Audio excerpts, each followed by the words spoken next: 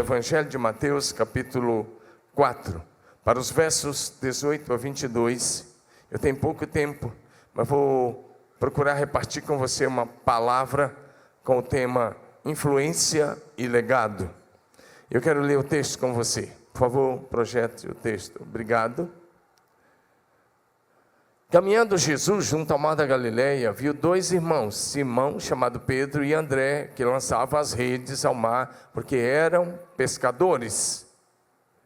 E disse-lhes: vinde após mim, e eu vos farei pescadores de homens. Preste atenção nessa atitude. Então eles deixaram imediatamente as redes e o seguiram. Passando adiante, viu outros dois irmãos, Tiago, filho de Zebedeu, e João, seu irmão, que estavam no barco em companhia de seu pai, consertando as redes, e chamou-os. Então eles, no mesmo instante, diga no mesmo instante, deixando o barco e seu pai, o seguiram. Agora eu quero que você vá direto para o capítulo 9, verso 9, do Evangelho de Mateus. Mateus 9, verso 9. Partindo Jesus dali, viu um homem chamado Mateus, sentado na coletoria, e disse-lhe: segue-me. Ele se levantou e o seguiu. Diga amém. Então, meu assunto hoje com você é influência e legado. Esse texto nos fala do chamado dos primeiros discípulos de Jesus. Aqui Jesus não era famoso, Jesus não era conhecido. Jesus tinha sido batizado por João Batista no Rio Jordão, tinha feito 40 dias de jejum e oração no deserto da Judeia, e Jesus foi para Galileia, e lá no lago da Galileia ele começa a chamar os seus primeiros discípulos. E eu quero hoje conversar com você, pensando na influência de Mateus, de João, de Pedro, especialmente esses três, e no legado espiritual que eles nos deixaram. Quero começar dizendo a você que Jesus nos chama para viver uma nova realidade. Diga amém. Uma nova história. E uma história na qual Ele nos chama para influenciar, para ser cabeça e não cauda, diga amém. Ou seja, como discípulo de Jesus, Ele espera que nós sejamos influenciadores de muita gente na nossa geração, na nossa família, na faculdade, no trabalho, na cidade, na nação e aonde o Senhor nos levar, diga amém. Eu quero pedir que você me ajude a pregar agora, tá bom? Você vai participar da mensagem com a cabeça erguida e longe do celular, em nome de Jesus.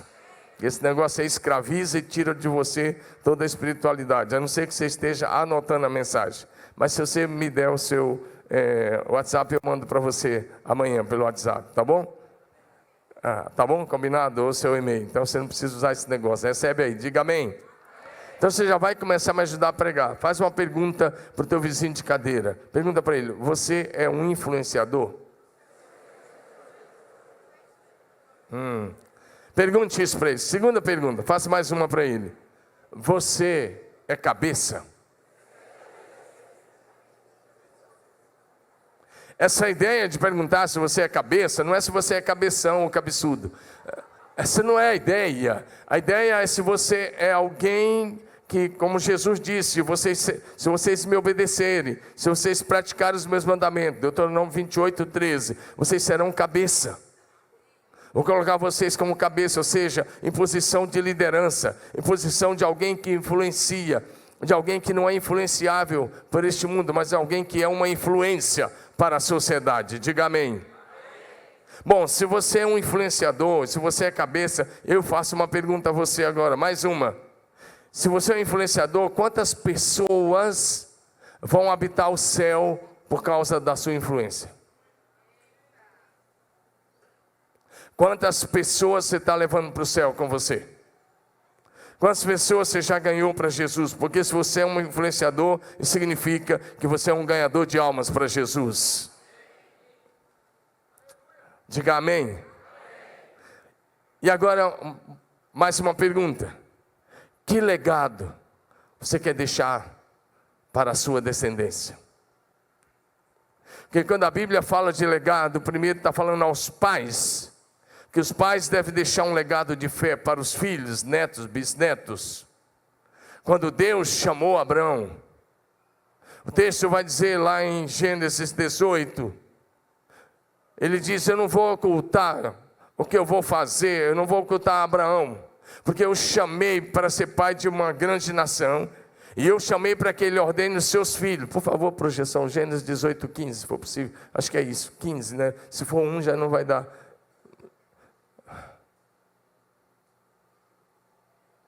Vai andando um pouco para frente. Elber, ajuda aí, vai achar o versículo. Vai passando que você vai achar isso. Isso, 19. Porque eu escolhi para que ele ordene os seus filhos e a sua casa depois dele, a fim de que guardem o caminho do Senhor, pratique a justiça e o juízo, para que o Senhor faça vir sobre Abraão o que tem falado a seu respeito. Eu escolhi para que ele ordene, para que ele seja uma influência, para que seus filhos, netos, bisnetos e toda a sua descendência possam andar debaixo dessa influência de fé, debaixo desse legado de fé. Diga amém. Que legado você quer deixar para os seus filhos? Se você é solteiro, fala: mas eu não sou pai, mas eu espero que um dia você seja. Um dia você vai ser pai e mãe, em nome de Jesus, diga amém. Esse é o projeto de Deus, é o curso natural da vida, diga amém.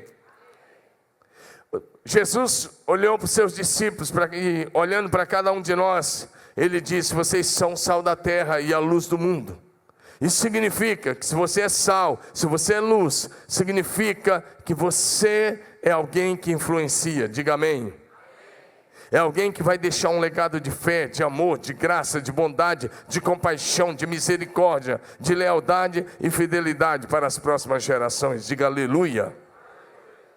O legado de fé é algo que pode influenciar milhares de pessoas e abençoar até milhões de pessoas, diga amém. Fala um amém, que a mãe está cultuando o Deus vivo. Primeiro lugar, o chamado de Jesus requer obediência imediata. Igreja, vocês vieram cultuar mesmo? Porque se vocês não quiserem cultuar, está no lugar errado. Isso aqui é um culto vivo ao Deus vivo. Então você vai dizer comigo: obediência imediata. Ou seja, se você é alguém que quer ser um influenciador e que quer deixar um legado de bênção, isso significa que você precisa ouvir a palavra de Deus, obedecer imediatamente. E hoje mesmo, essa palavra que você está ouvindo agora, se você não obedecer os princípios dessa palavra de Deus, em 3 dias o diabo roubará essa palavra do teu coração. Então, ao ouvir uma palavra, você precisa começar a obedecer imediatamente. Diga imediatamente. E aí eu vou para Mateus capítulo 4, versos 19 e 20, que nós já lemos, mas eu preciso repetir. Jesus olha para o Pedro e para o André, e ele disse uma frase, diga essa frase comigo: vinde após mim. Uma frase, não foi um sermão de 30 minutos, 40, 50, não foi isso. Jesus passou e disse uma frase: venham comigo, e vocês serão pescadores de homens. Agora, raciocina um pouquinho comigo. Pedro, ele era casado, pai de família, e tinha até a sogra morando com ele. Tinha. Por que eu estou falando isso? Eu não estou falando para brincar, não. Eu estou falando porque ele tinha responsabilidade de sustentar a esposa, os filhos e a sogra. Agora, como é que um pai de família que tem que pescar, que não tem salário fixo, que tem que pescar, tem para levar o pão para casa, recebe um convite e resolve seguir Jesus imediatamente? Se você raciocinar apenas com a mente natural, você vai dizer, foi irresponsabilidade. Mas se você raciocinar pela fé, você vai dizer, foi confiança em Deus. Diga amém. E essa decisão foi tão fantástica que Jesus fez da casa de Pedro o seu quartel-general naquele período que Jesus ficava em Cafarnaum. E boa parte dos 3 anos de Jesus, o ministério foi exercido ali na região de Cafarnaum, na Galileia, mas a base era a casa de Pedro. Diga amém. Depois ele teve que deixar essa casa para trás, você sabe disso. Agora, o chamado que foi feito a Tiago e João, capítulo 4, verso 22, Jesus disse a mesma frase. Eu quero que você pegue essa frase. Jesus passou e disse: venham comigo. Capítulo 4, 21 e 22, vem comigo. E o texto diz: imediatamente. Diga comigo, imediatamente. Aí está no mesmo instante, mas é imediatamente. Diga imediatamente. Eles deixaram o pai e a profissão para trás e foram com Jesus. Você vai pegar o que tem a ver com você daqui um pouquinho. Agora, para Mateus, Jesus não deu uma frase. Com Mateus era um funcionário público, ganhava bem. Olha para mim, quanto ganha hoje um fiscal de rendas federal? Ou até mesmo fiscal de renda estadual. Mas ele era fiscal de rendas federal, um cobrador de impostos. O concurso no Brasil para fiscal de renda é bem concorrido. Você que fez direito ou outra faculdade e que está tentando um concurso como esse, sabe do que eu estou falando. É muito concorrido, porque é um salário acima de 20 mil, bem acima. Agora, como é que você tem um salário acima de 20 mil, e ele cobrava para os romanos, ganhava bem, Mateus capítulo 9, verso 9, e ele está na coletoria cobrando impostos, e normalmente os cobradores de impostos também eram ricos, porque, eu não sei se era o caso de Mateus, a Bíblia não disse, eu não posso inventar coisas, eu não quero inventar, mas boa parte deles eram ricos, porque eles cobravam uma parte para eles. Agora, essa prática é velha, da corrupção. E aí o que acontece? Jesus passa lá, e Mateus também um cara casado, pai de família, gente boa, funcionário público, um salário altíssimo, para a época, muito bom. E aí Jesus passou, e Jesus não disse uma frase, Jesus deu uma palavra, diga uma palavra. Qual foi a palavra? A palavra só foi essa, olha a palavra, siga-me. Olha a palavra, siga-me ou segue-me, na outra versão. E esse cara, esse Mateus, desculpa cara, é só para os íntimos, assim que a gente fala assim. Os íntimos do Mateus, né? A gente vai ser íntimo dele lá no céu. Aqui não, estou brincando. Mas esse homem, o que ele fez? Ele fez uma coisa de louco. Eu fico pensando que ele só fechou as gavetas, jogou a chave para um colega que estava lá e falou: tchau, fui.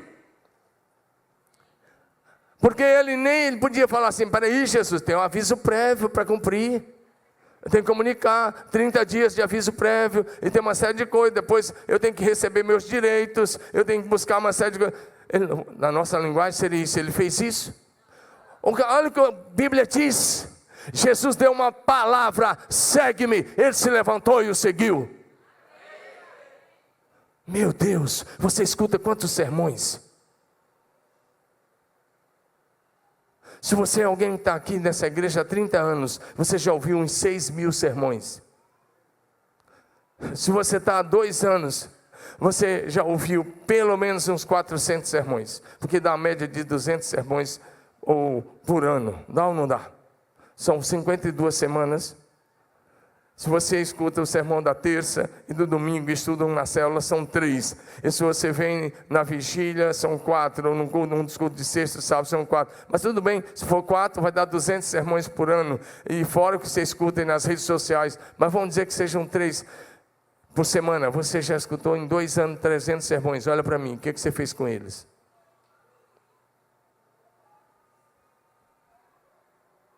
Se você não tomar cuidado, você se torna ouvinte e não praticante da palavra.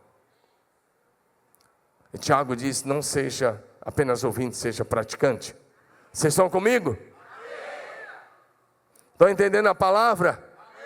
Porque o Mateus, ele ouviu uma palavra, segue-me. Ele se levantou, não cumpriu o aviso prévio. seguiu a Jesus. E eu vou te dizer o resultado disso. Esse sermão hoje vai encerrar mostrando qual foi o resultado dessas decisões de Mateus, da decisão de Pedro e da decisão de João. Eu vou deixar os outros dois de lado um pouquinho, que é o André e o Tiago. Porque o Tiago morreu logo cedo e o André nós não temos muitas informações sobre ele. Mas eu quero te mostrar o legado que eles deixaram.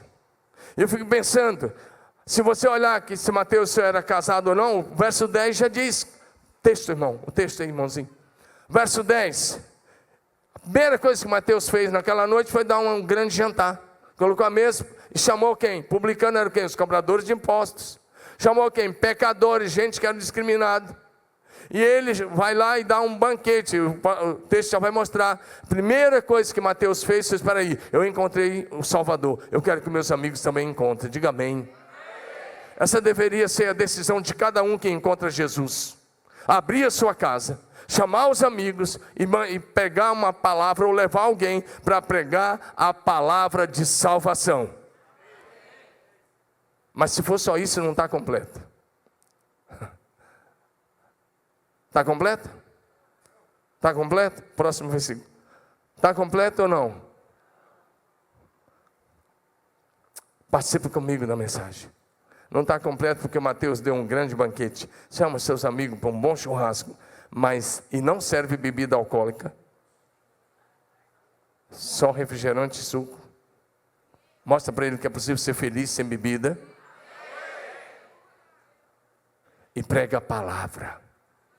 Diga amém. Quem quer ser influente tem que ser assim. Quem quer ser influente, começa influenciando os seus amigos.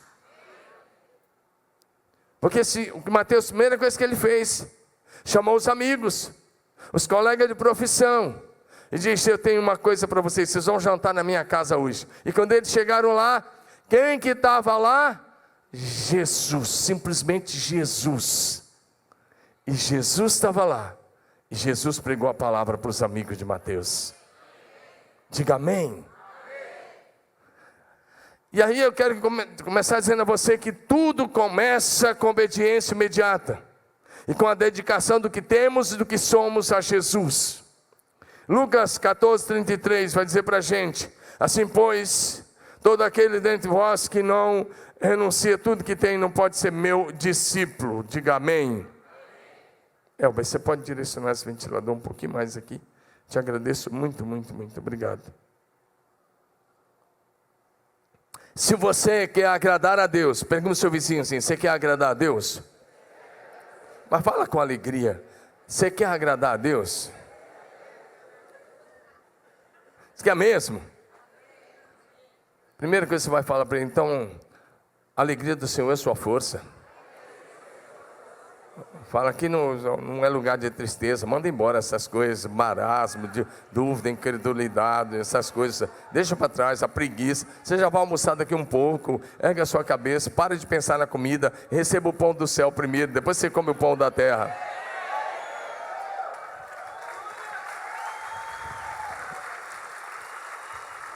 E para ele vir amanhã, fala assim com ele, para que ele possa estar aqui amanhã, 6:30. Fala assim para ele, faça um compromisso agora.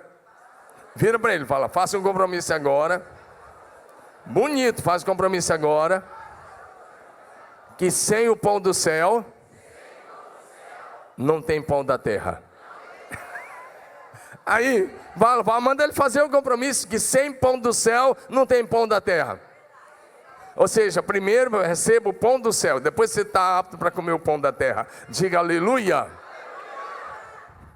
Foi só um parêntese. Mas pergunta para ele, se você quer agradar a Deus, precisa cortar os vínculos com o mundo, queimar os carros, deixar a zona de conforto. A gente canta uma música de um grupo aqui do Brasil, muito bom, os meninos são bons aí, e eu até esqueci o nome do grupo, mas que diz assim, é bem poético, queimei os carros, e eu deixei os barcos na praia. Mas para a maioria dos cristãos, Essa música é só poesia, não é verdade, porque a maioria não deixou os barcos na praia, coisa nenhuma, não queimou os carros, coisa nenhuma. Você que está na igreja, mas quer manter os vínculos lá fora com o mundo. Eu não estou falando de vínculos de amizade com pessoas, estou falando de vínculos com o sistema sem Deus. 1 Reis, capítulo 19, versos 19 a 21, nos fala que o profeta Elias passou por Eliseu, e ao passar por Eliseu, ele jogou a capa, o texto. E ao passar por Eliseu, ele jogou a capa. Eliseu estava arando. Eliseu tinha 12 juntas de bois. É como se alguém tivesse 12 pequenos tratores arando, de 19, 1 Reis 19, do verso 19 até o verso 21. E aí o Elias joga a capa. E aí o Eliseu já entendeu. Pode ir passando nos versículos, meu filho. Eliseu só fala assim para Elias: deixa eu ir em casa. Deixa eu beijar meu pai e minha mãe. Ele diz: tudo bem, vai e volta logo, você sabe o que eu fiz. Ele vai, verso 21 agora. E sabe o que Eliseu fez? Aí sim o Eliseu pegou aquele carro, aquele arado, e ele matou os 2 bois que ele estava arando com ele. Ele pegou aqueles aparelhos do arado e ele assou a carne e ele deu ao povo para comer. Então se levantou e seguiu a Elias e o servia. Diga amém. Então, da próxima vez que for cantar essa música, veja se você fez isso que Eliseu fez. Veja se você fez o que os primeiros discípulos fizeram.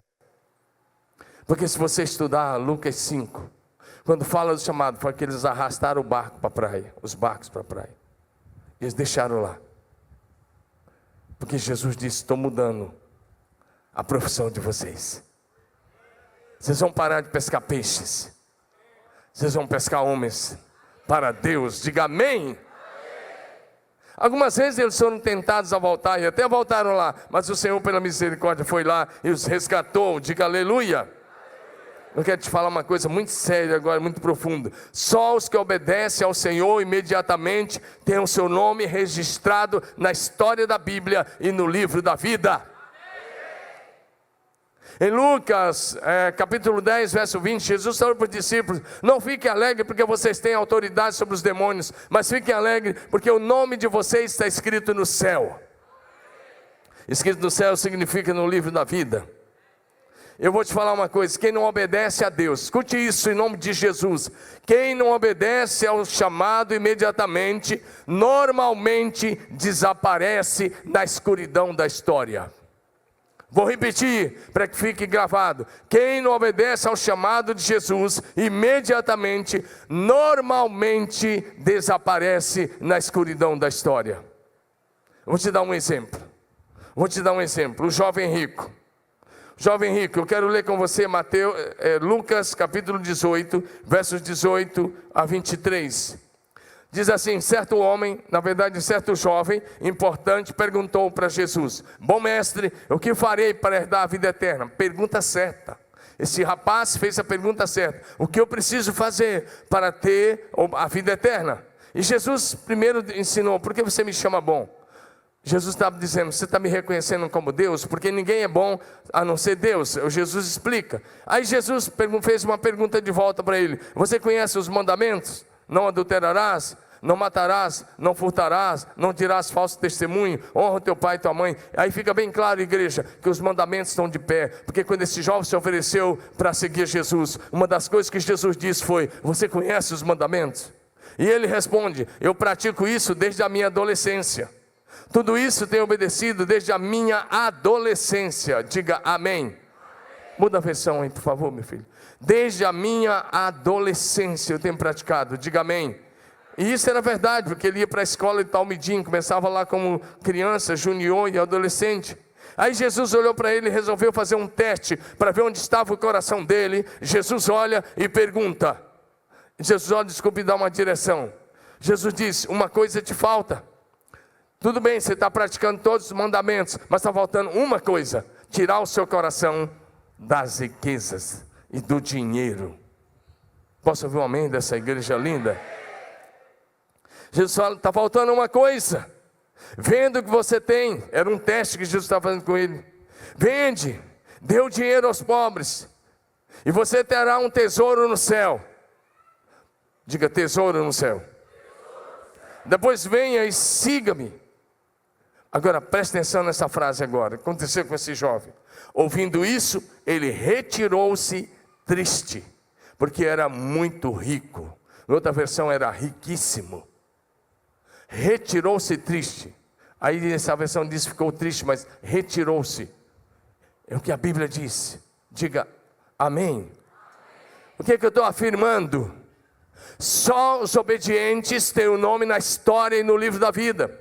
Eu estou afirmando que quem não obedece, imediatamente, normalmente, desaparece na escuridão da história. Tem alguém aqui no auditório que sabe o nome do jovem rico? Tem alguém aqui que sabe o nome desse jovem? Sabe por que você não sabe e eu também não sei? Porque a Bíblia não diz. E sabe por que a Bíblia não diz? Porque ele não obedeceu. Ele decidiu continuar vivendo para as coisas. Ele decidiu não obedecer o chamado. Ele decidiu manter o seu coração nas riquezas. Ele decidiu não seguir Jesus. Ele decidiu continuar levando a vida dele. O que Jesus disse: você vai vir, você vai ter um tesouro no céu, você vai me seguir. Por que eu pedi para você repetir a frase tesouro no céu? Porque muitos de vocês que conhecem a palavra e que até assistem os nossos cultos domingo após domingo, vocês são tão pobres que tudo que vocês têm é dinheiro. Vou repetir. Algumas pessoas são tão pobres que tudo que elas têm é dinheiro.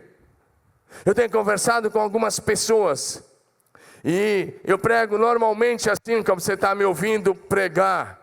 Mas eu quero dizer uma coisa, no particular, eu tenho tido conversa com alguns homens que eu sei que têm uma excelente posse, e eu faço a seguinte pergunta: você quer mesmo ajuntar tesouro no céu? Você quer mesmo habitar no céu? Quero. Então por que você está investindo só na terra?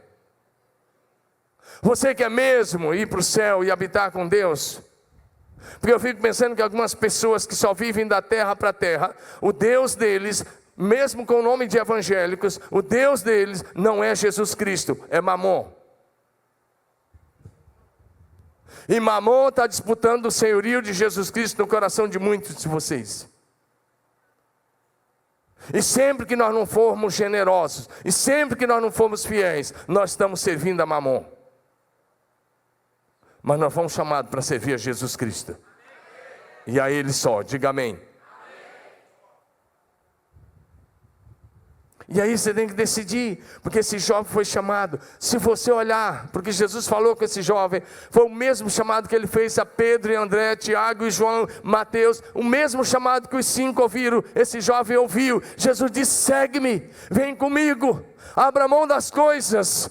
Ele não fez o que o Pedro, Tiago, João, o André fizeram, Mateus. Ele simplesmente saiu da presença de Jesus. E por isso ele desapareceu na escuridão da história. Ei, olha para mim. Olha para mim, deixa eu te falar uma coisa muito séria. Quantos pescadores você acha que tinha no Lago da Galileia nos dias de Jesus? O Lago da Galileia, chamado também de Mar da Galileia, é uma depressão de 220 metros abaixo do nível do mar, que tem 22 quilômetros de comprimento e 12 quilômetros de largura. Cada vez que a gente vai lá, a gente atravessa, para o barco no meio do lago e faz um culto, onde dizem que Pedro andou sobre as águas. Mas eu quero que você entenda isso. Quantos pescadores tinham ali? Era uma região rica em peixe. Tinha até empresa de pesca. Eles até dizem que Maria Madalena possivelmente fosse uma empresária da indústria da pesca na época.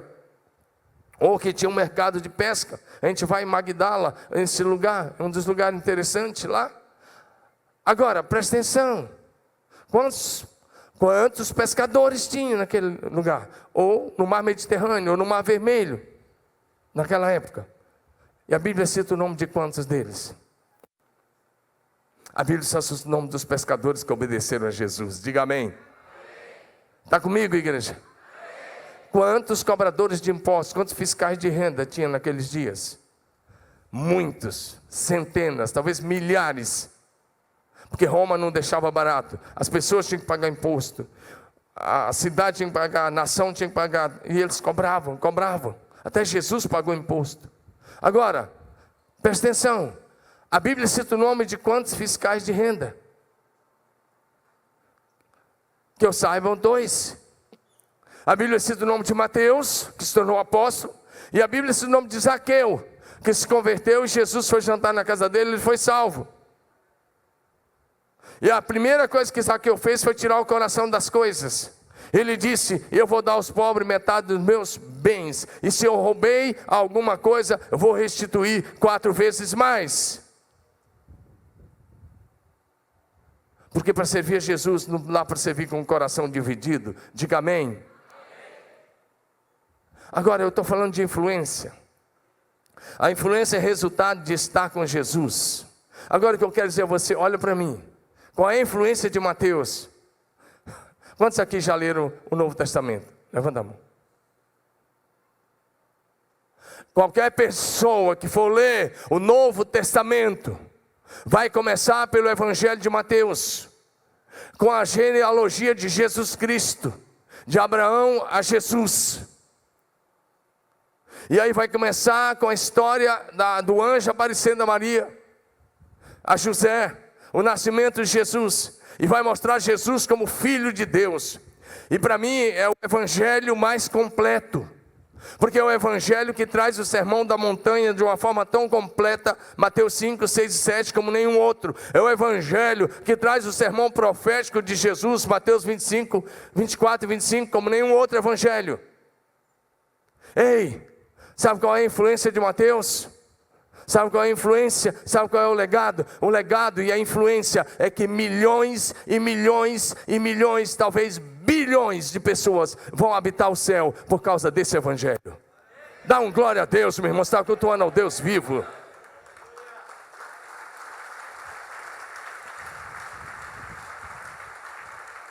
Agora, se o Mateus tivesse tomado a atitude de muitos cristãos, que muitos se dizem cristãos e não entenderam isso, se ele tivesse tomado a atitude de muitos cristãos, ei, olha para mim, eu só quero que você abra os seus olhos, que você entenda isso. Se ele tivesse tomado a atitude de muitos cristãos, sabe o que teria acontecido?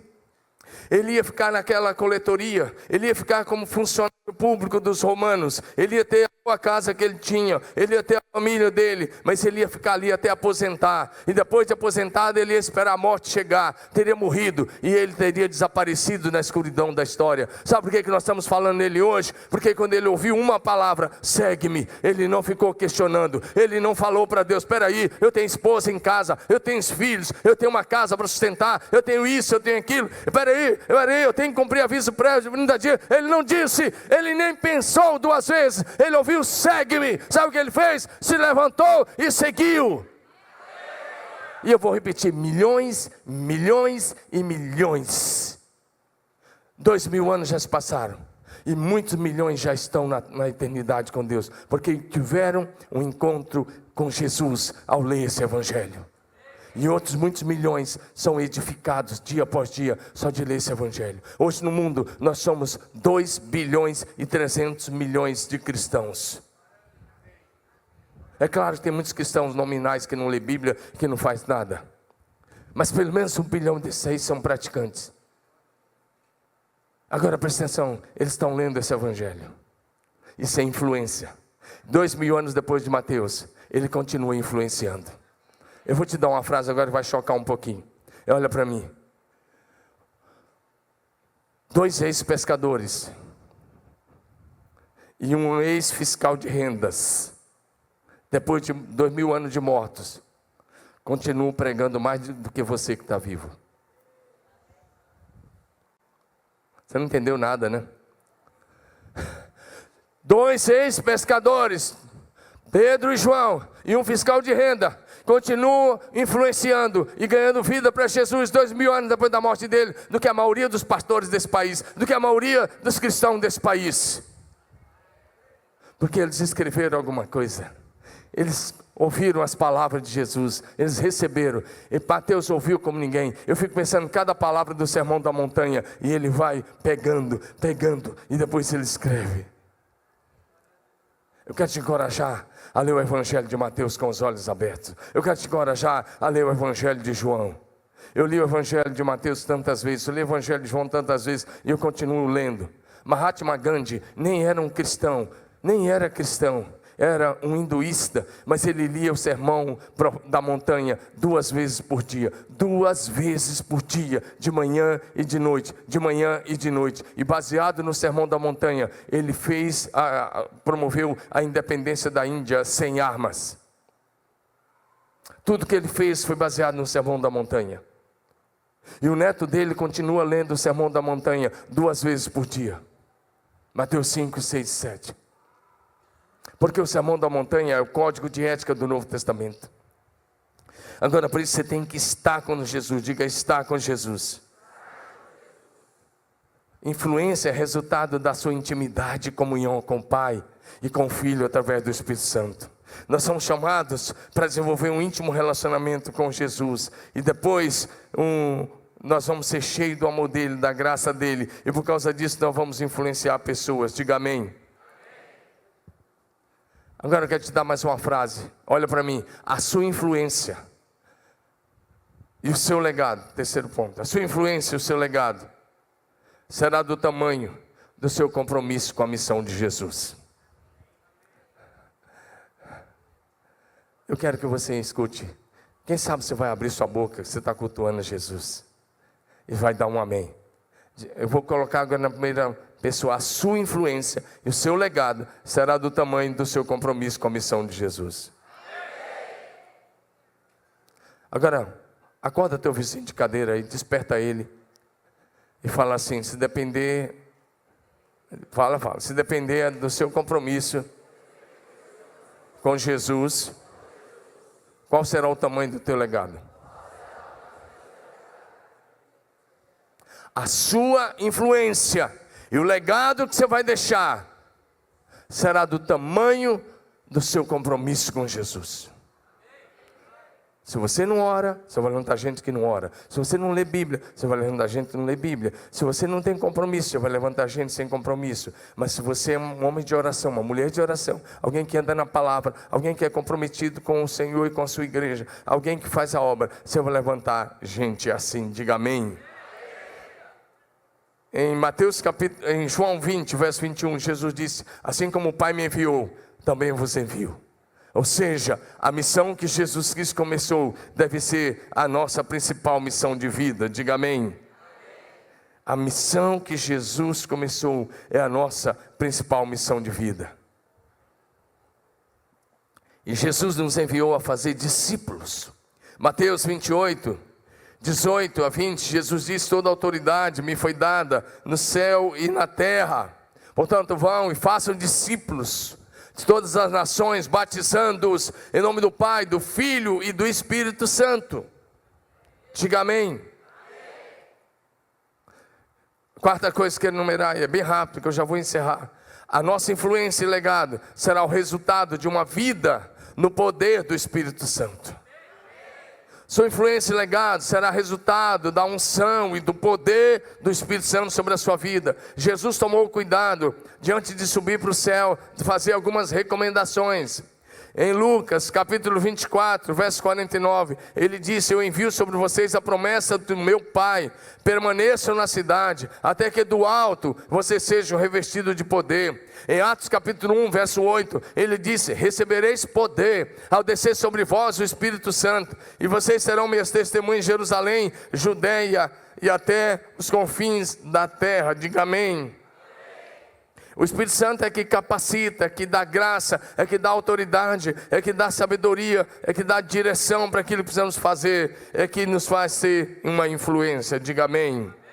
Eu estou pulando muita coisa por causa do tempo, mas eu quero relembrar que logo no primeiro dia, no dia de Pentecostes, Atos 2, quando os discípulos foram cheios do Espírito Santo, e o apóstolo Pedro começa a pregar, naquele dia ele prega, e a partir do verso 37, o auditório começou a perguntar para Pedro e para os apóstolos, o que faremos, irmãos? O que faremos?